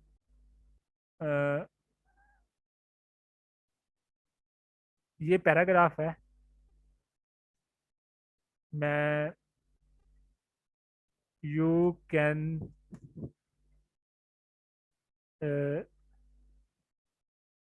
watch my YouTube videos on my YouTube channel here। चलें, मैंने एक लाइन लिखी है जी कि आप मेरे YouTube चैनल पे जाके here यहाँ पे मेरी YouTube की वीडियो देख सकते हैं। तो अगर मैं अपना YouTube का चैनल ओपन करूँ, YouTube चैनल मैंने किसी ज़माने पे बनाया तो था, मुझे भी ओपन भी नहीं करना आता, कहाँ क्लिक करूँ बोला मैं। कोई मुझे बताएगा चैनल कहाँ होता है हम लोगों का? सर आपके जो है अकाउंट में, यस सर यहाँ पे। ये तो क्रिएट चैनल है ना? सर्च कर लें आप। नहीं, मेरी वीडियोस कहाँ पड़ी होती हैं भला? सर और वो सर आपके उसमें फोल्डर में लाइक वीडियोस में लाइक वाली पड़ी होंगी, अगर आपने कोई नया सर टैब आपकी बनाया तो उसमें प्रोफाइल पड़ी में होंगी। है। चले, मैं इसे क्लिक मैं यूट्यूब के मामले में इसका मतलब काफ़ी नालायक हूँ। इसमें आपका चैनल नहीं बना हुआ, बनाना पड़ेगा इस वाली प्रोफाइल पे। वो हाँ, वो दूसरे में बना हुआ है, सॉरी। मैं ना दो जी यूज़ सर। कर रहा हूँ। ये मेरा यूनिवर्सिटी का आईडी है। फर्स्ट करें, ये मेरा चैनल है, तो मैंने इसमें आप वॉच हिस्ट्री और लाइक स्विच कर वीडियोस लें, देख सकते हैं सिर्फ। सर स्विच कर लें अकाउंट को। कर लेते हैं। मैं इधर आता हूँ जी। ये मेरा कहाँ पे गया अकाउंट? चले, असल में उससे पहले मैं जिसी में था उनका अलग अकाउंट बना हुआ है। जिस भी जगह जाओ एक नया जीमेल क्रिएट करना पड़ता है। ये सर इससे पहले किस यूनिवर्सिटी में थे आप? जीसी फैसलाबाद, 6वां पढ़ाया उधर। हाँ, ठीक ठीक। अच्छा, ठीक हो गया। Your channel good. अच्छा, ये मेरे चैनल का लिंक है, ठीक है ना? अब मैं इस लिंक को करता हूँ कॉपी, Ctrl+C, और मैं इधर आऊँगा कोऑर्डिनेटर। अब यहाँ पे मैंने लिखा ना हेयर, हेयर को मैं करता हूँ काटा। अब मैं अपने पैराग्राफ के अंदर हूँ, मैं यहाँ पे लिखता हूँ ए। यहाँ पे मैंने लिखा एंकर टैग, और एंकर टैग के टेक्स्ट के अंदर मैंने लिखा हेयर, और HRF में मैंने अपने YouTube के चैनल का वो दे दिया लिंक। ओके हो गया। अब मैं इधर आऊँगा, ये मेरी वेबसाइट है। अब ये मेरा पैराग्राफ है, देखें इसको मैं रिफ्रेश करूंगा, ये देखें, you can watch my YouTube videos or my YouTube channel here. अब हेयर वो लफ्ज है जो मैंने एंकर टैग के दरमियान लिखा था, ताकि मेरे यूज़र को ये लिखा हुआ नजर आए। जब यूज़र इसको क्लिक करेगा तो वो होप्स वो मेरे चैनल पे पहुंच जाएगा। ये पहुंच गया, समझ लगी ना? इस तरह हम यस दुनिया सर। के किसी भी इस तरह हम दुनिया के किसी भी पेज को लिंक कर सकते हैं। दुनिया के कोई भी पेज हो इंटरनेट पे जिसका पब्लिकली अवेलेबल यूआरएल हमारे पास मौजूद है, हम अपने टेक्स्ट के अंदर उसके लिंक्स बना सकते हैं कि भाई एक्सक्यूज मी अगर सर। आपको। हाँ जी। सर ये मैंने पूछना था, ये जैसे अभी आपने हेयर पे क्लिक किया, आपने तो राइट क्लिक करके न्यू टैब में खोला है, तो हम हाँ जी। वो HTML में ये फैसिलिटी है कि हम इसी को हाँ क्लिक जी करें है। नेक्स्ट टैब में हाँ खुल जी। जाए, हाँ या जी वो है, CSS लेकिन में करें? नहीं नहीं, वो HTML है और मैं वो भूल गया हूँ, लेकिन अभी उसको गूगल करके सर्च करते ठीक है। हैं। A tag open in new tab. देखें आपने कोई ऐसे कीवर्ड लिखने होते हैं जिससे ना आपको आपके क्यूरी का रिजल्ट मिल जाए, और मे बी, हाँ मेरे ख्याल से ये है डैश ब्लैंक। ये कैसे लिखते हैं ये भी मैं भूल चुका हूँ, क्योंकि मैंने कब बहुत से फीचर इस्तेमाल नहीं किया। तो अभी देख लेते हैं। मतलब आपने चीज़ों को याद नहीं रखना। जिस ये होता है टारगेट, इसकी वैल्यू आपने रखनी है अंडरस्कोर ब्लैंक। जब आप, अभी मैं आपको ये तजुर्बा करके दिखाता हूँ।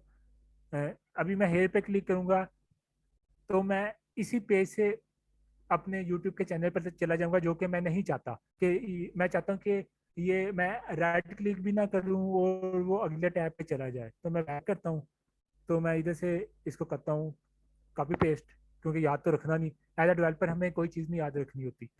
तो मैं इधर आऊँगा, यहाँ पे जस्ट ये एट्रीब्यूट पेस्ट कर दूंगा, टारगेट। इसको मैंने पेस्ट किया।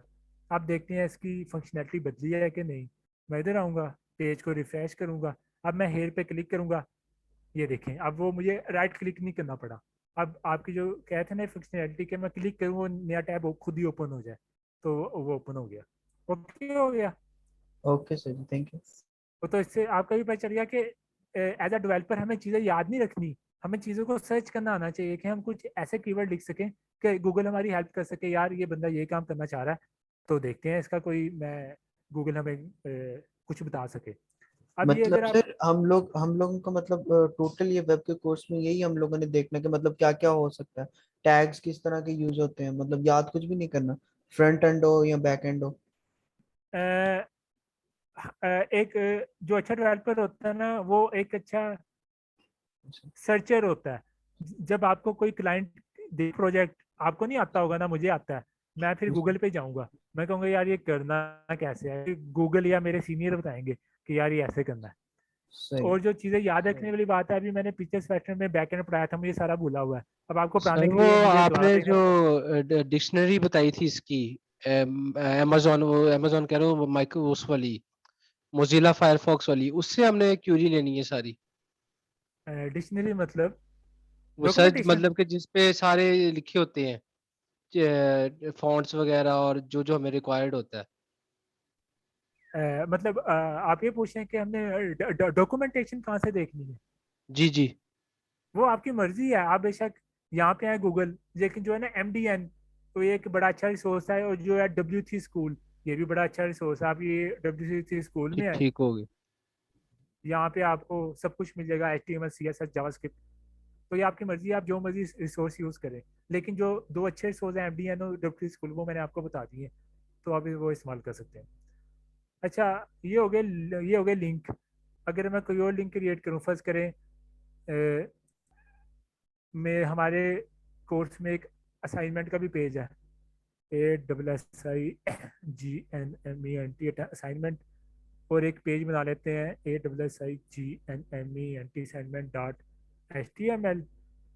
इसको मैंने ये कर दिया। मैं इधर आऊँगा, एक नई फाइल क्रिएट करूँगा, assignment.html। तो यहाँ पे वही जादू, सारा क्रिएट हो गया। असाइनमेंट और यहाँ पे एक H1 लिख देते हैं, असाइनमेंट्स। और चूंकि असाइनमेंट के पेज से हमने वापस होम पेज पे भी जाना है, तो यहाँ पे एक एंकर टैग लगाते हैं होम पेज का। सारे पेजेस को आपस में कनेक्ट भी करना है ना, तो यहाँ पे लिखेंगे होम। और इसके अलावा हम असाइनमेंट से अपने कॉन्टैक्ट अस के पेज पे भी जाना चाहते हैं, तो यहाँ पे लिखेंगे कॉन्टैक्ट, अकेला कॉन्टैक्ट ही लिख देते हैं। यहाँ पे पेज का नाम लिखेंगे contact.html। ओके, तो मैं इधर आऊँगा और असाइनमेंट को, ठीक है, मैंने होम पेज पे कर दिया। ये देखें, अब ये असाइनमेंट के पेज से मैं कॉन्टैक्ट के पेज पे जा सकता हूँ, कॉन्टैक्ट से होम पे जा सकता हूँ, और होम से मैं कॉन्टैक्ट पे जा सकता हूँ। अब आपको समझ आ गई होगी आप जो मेन्यू के अंदर डिफरेंट पेजेस को कनेक्ट करते हैं वो कैसे करते हैं। ओके हो गया। और इसके अलावा अगर आपने किसी और दुनिया के किसी भी वेब पेज को कनेक्ट करना है, वो हमने यहाँ पे देख लिया कि आप अपने एंकर टैग के अंदर किसी भी चीज़ को कनेक्ट कर सकते हैं। इसके अलावा अब ये हमने लिखा बूटस्ट्रैप। अगर मैंने इसको क्लिकेबल लिंक बनाना है तो मैं इसको ज़रा बंद करूँ। आपको पता है ना, बूटस्ट्रैप एक फ्रेमवर्क होता है, बूटस्ट्रैप। चलें, अगर हम बूटस्ट्रैप के होम पेज पे जाएं, ये अभी हमने सीखना है CSS में, ये इसका होम पेज है। मैं चाहता हूँ कि ये जो मेरा बूटस्ट्रैप का है ना, ये क्लिकेबल बन जाए लिंक। मैं आऊँगा बूटस्ट्रैप पे, बूटस्ट्रैप की वेबसाइट का होम पेज का एड्रेस कॉपी करूँगा, तो इधर से मैं अपने होम पेज पे जाता हूँ। कहाँ पे मेरी पड़ी है लिस्ट, कहाँ पड़ी है मेरी जी? हाँ, ये बूटस्ट्रैप। मुझे यहाँ पे क्या करना पड़ेगा जी, कोई मुझे बताएगा? इसको मैंने क्लिकेबल लिंक बनाना है। सर पहले आप ए टैग लगाएंगे, उसमें उसका लिंक डाल चले, देंगे पाथ। अब ए टैग मेरा LI के अंदर ही लगेगा, ये पता है ना यस सर, आपको, यस क्योंकि sir, a tag as a item मैं LI के अंदर लिख रहा हूँ। LI के अंदर मैं लगाऊंगा ए टैग। ए टैग के अंदर बूटस्ट्रैप जो HREF है उसके अंदर बूटस्ट्रैप का एड्रेस लिखूंगा होम पेज का, और यहाँ यस पे वो टेक्स्ट लिखूंगा जो मैं शो करना चाहता हूँ, बूट स्ट्रैप। चलें, इसको मैं सेव करता हूँ। और ये मेरी वेबसाइट है जो हम बना रहे हैं, ये देखें बूटस्ट्रैप। राइट क्लिक करके अगर मैं जाना चाहूँ इसको, ये बूटस्ट्रैप के होम पेज पे आ गया। कहने का मतलब हम ए टैग को कहीं भी डाल सकते हैं, हमारी मर्जी है। और मजे की बात, अब ये हमारी है इमेज। फिलहाल हम इस इमेज को क्लिक नहीं कर सकते। अगर हम चाहते हैं कि हमारा यूजर इस इमेज को क्लिक करे और वो कहीं पहुंच जाए, हम ये भी कर सकते हैं। ये अब HTML की इमेज है ना, मैं चाहता हूँ हमारा यूजर जब इस पर क्लिक करे वो HTML की डॉक्यूमेंटेशन के पेज पे पहुंच जाए। तो मैं इधर आता हूँ, मैं लिखता हूँ HTML MDN, ये मैं ओपन करता हूँ, ये HTML की डॉक्यूमेंटेशन का पेज है। तो अब कहाँ पे है मेरी इमेज वो HTML की? ये है, ये मेरी HTML की इमेज है। मैं चाहता हूँ इस इमेज को मैं क्लिकेबल इमेज बनाऊँ। फिलहाल अगर मैं इस इमेज को क्लिक कर रहा हूँ, ये क्लिक नहीं हो रही, ये देखें, ये क्लिक ही नहीं हो रही। अब अगर मैं इस इमेज को क्लिकेबल बनाना चाहता हूँ, तो किसी भी चीज़ को लिंक बनाने के लिए मुझे क्या इस्तेमाल करना पड़ता है? दोबारा से पूछ रहा हूँ, किसी भी चीज़ को link, a tag, a tag इस्तेमाल। हाँ जी, सवाल है किसी का कोई? No sir. अच्छा, किसी भी चीज़ को लिंक बनाने के लिए मैंने ए टैग इस्तेमाल किया। अब इस ए टैग के अंदर मैं कुछ ना कुछ टेक्स्ट लिखता हूँ। मैं लिखता हूँ इमेज, ये मैंने इमेज लिखा। तो अगर मैं अपने पेज पे जाऊं, रिफ्रेश करूं, ये देखें, ये मैंने ए टैग लगाया। अभी मैं इस पर क्लिक कर रहा हूँ तो मैं होम पेज पे जा रहा हूँ, क्योंकि मैं इसको कोई एड्रेस ही नहीं दिया। अब मैं चाहता हूँ मैं इस इमेज को क्लिकेबल बनाऊं, तो मुझे क्या करना पड़ेगा? सर मैं इस जहाँ पे लिंक को मैंने ये अंदर डाल टेक्स्ट लिखा, मैं इस इमेज को ही अंदर डाल दूंगा। ये इमेज को पकड़ूंगा, यहाँ से कट करूंगा, इस इमेज को मैं ए टैग के जहाँ पे टेक्स्ट लिखते हैं ना उधर डाल दूंगा।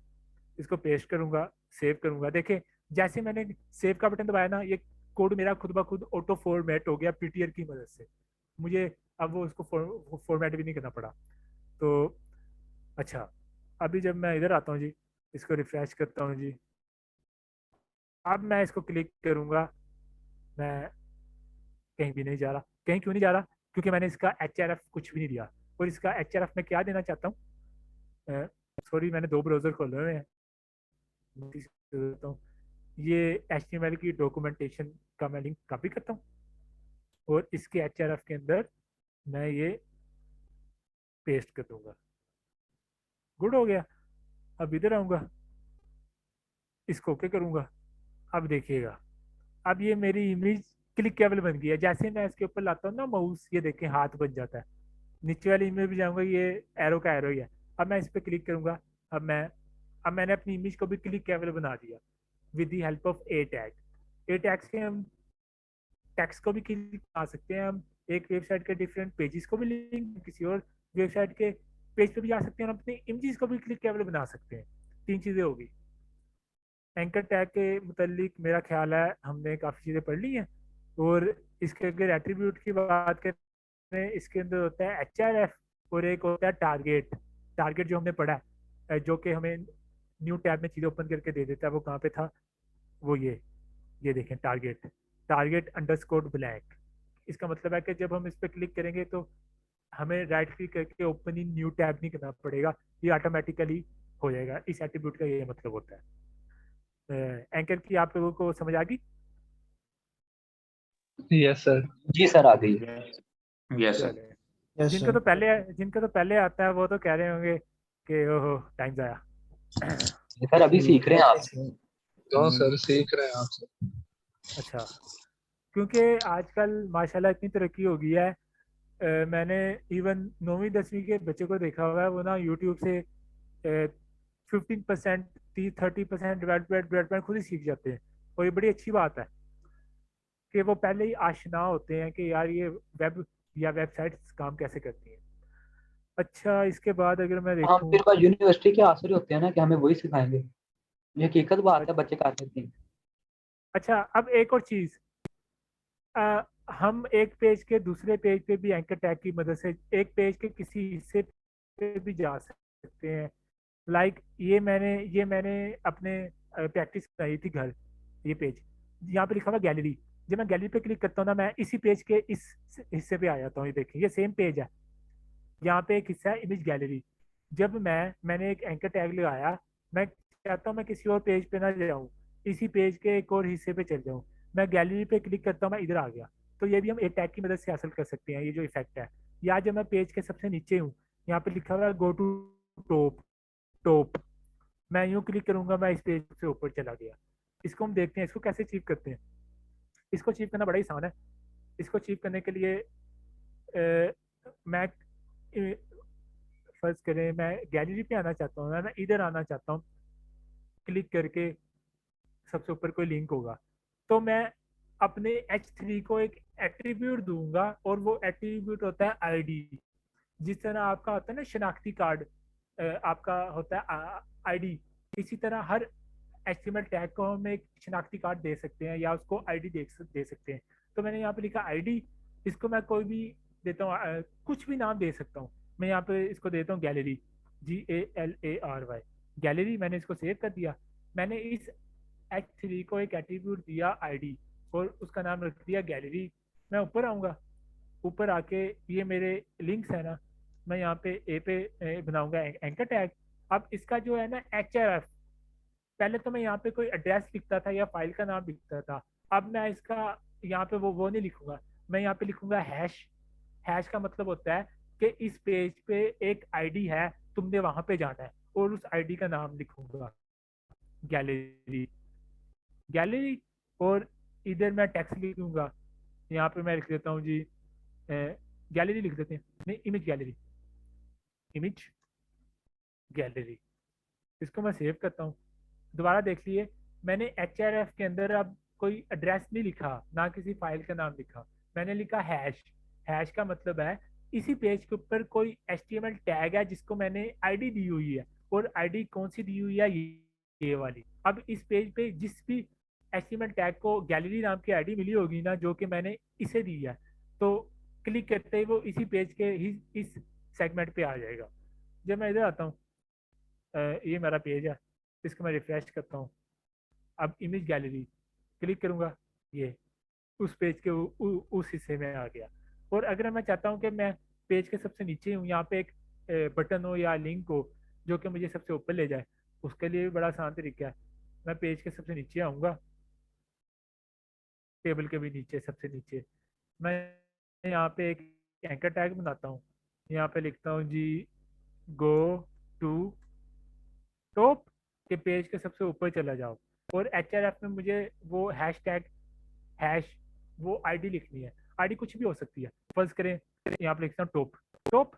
और अब मुझे किसी HTML एलिमेंट्स को टॉप नाम की आईडी देनी पड़ेगी, क्योंकि जब मैं यहाँ क्लिक करूंगा मैं उस HTML एलिमेंट के पास पहुंच जाऊँ। फर्ज करें ये जो मेरा पहला है ना कॉन्टैक्ट इंस्ट्रक्टर, इसी को मैं एक आईडी दे देता हूँ। मैं देता हूँ आईडी, और आईडी का नाम क्या रखा था मैंने, टॉप। देखिए मैंने इस एंकर टैग को आईडी दी टॉप, और वो जो एंकर टैग था सबसे नीचे, मैं कह रहा हूँ तुमने हैश लगा के उसको बता रहा हूँ। अब तुमने किसी और URL पे नहीं जाना, तुमने इसी पेज पे एक बंदा है जिसका नाम है टॉप, उस बंदे के पास जाना है। और ये टॉप किस बंदे का नाम है, वो बंदा ये है, ये वाला बंदा जिसको मैंने टॉप नाम की दी है आईडी। तो मैं इधर आऊँगा, पेज को रिफ्रेश करूँगा, अब ये नीचे आ गया गो टू टॉप। ये इस बंदे का नाम था, ये इधर आ गया, इमेज गैलरी ये इधर आ गया। ये छोटी सी चीज़ के विद इन पेज भी हम स्क्रॉल कर सकते हैं with the help of anchor tag. आपने देखा होगा सिंगल पेज ऐप्स होती हैं कि आप डिफरेंट पेजेस पे नहीं जाते, जैसे ही आप क्लिक करते हैं तो स्क्रॉल करके वो आपका जो है ना वो वहाँ पे पहुँच जाते हैं। चलें, एंकर भी जितना पढ़ाना चाहिए था उतना तो मैंने पढ़ा दिया। आगे आपकी जिम्मेदारी है कि आप डॉक्यूमेंटेशन यूट्यूब गूगल से और कितना एक्सप्लोर करते हैं। अगर आपको कोई प्रॉब्लम आए आप उसका हल कैसे ढूंढते हैं। अच्छा, इसके बाद टाइम वैसे ख़त्म हो गया, जल्दी ख़त्म हो जाता है टाइम। इसके बाद हमें फॉर्म बनाना सीखने थे।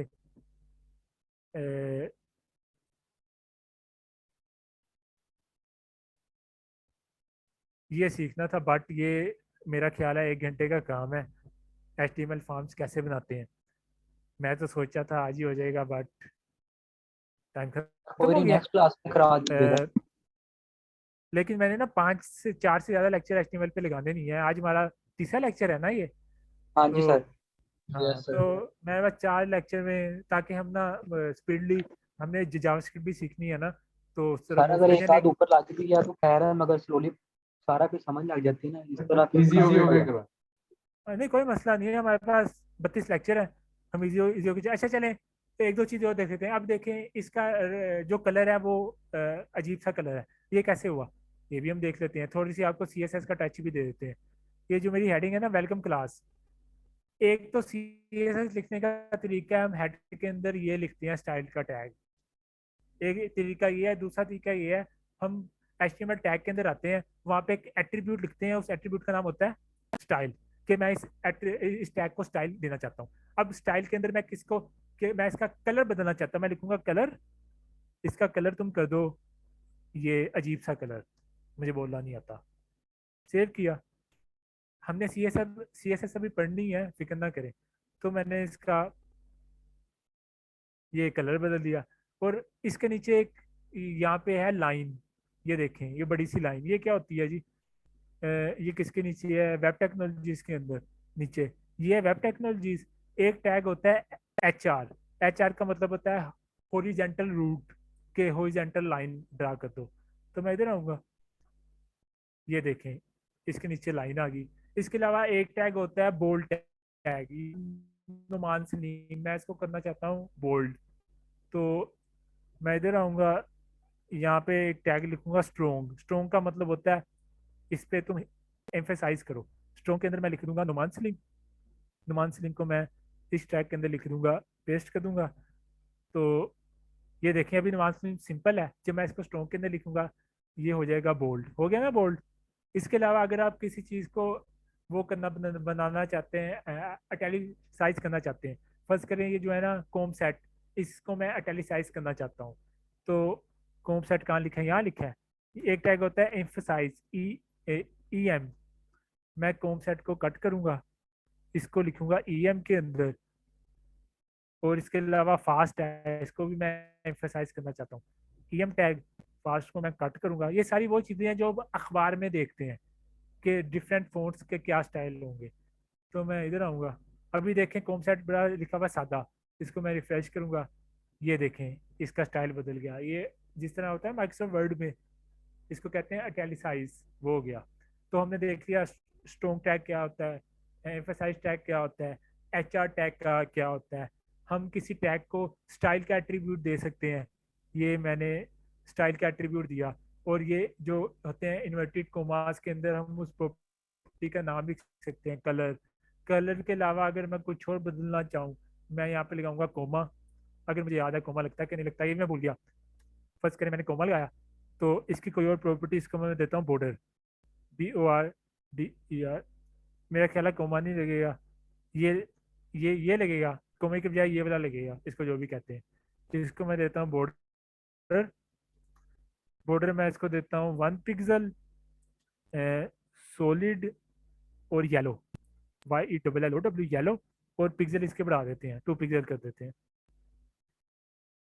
इसको मैं अगर रिफ्रेश करूँ, ये देखें मेरे H1 को मैंने बॉर्डर भी दे दिया। ये CSS में पढ़ेंगे, लेकिन आपको बता रहा हूँ हम क्या क्या कर सकते हैं अपने HTML टैग्स के साथ। ये CSS लिखने का एक तरीका ये है, एक तरीका ये है।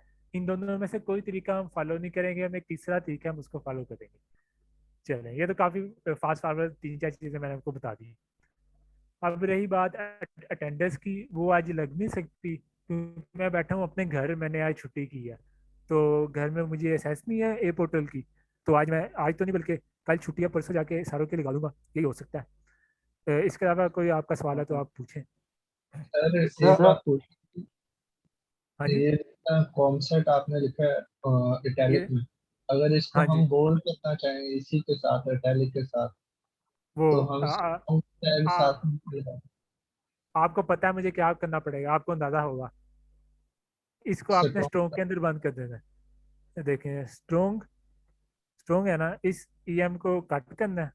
आपने टैग के अंदर टैग डाल लेने हैं, जो काम हम बचपन से करते आ रहे हैं। ये मतलब आपने ये स्ट्रोंग के अंदर EM बंद किया, उसके अंदर कॉन्सेप्ट लिखा, तो इधर आओ, इसको रिफ्रेश करो, ये देखें अब टैग साइज भी है, स्ट्रोंग भी है, गुड हो गया।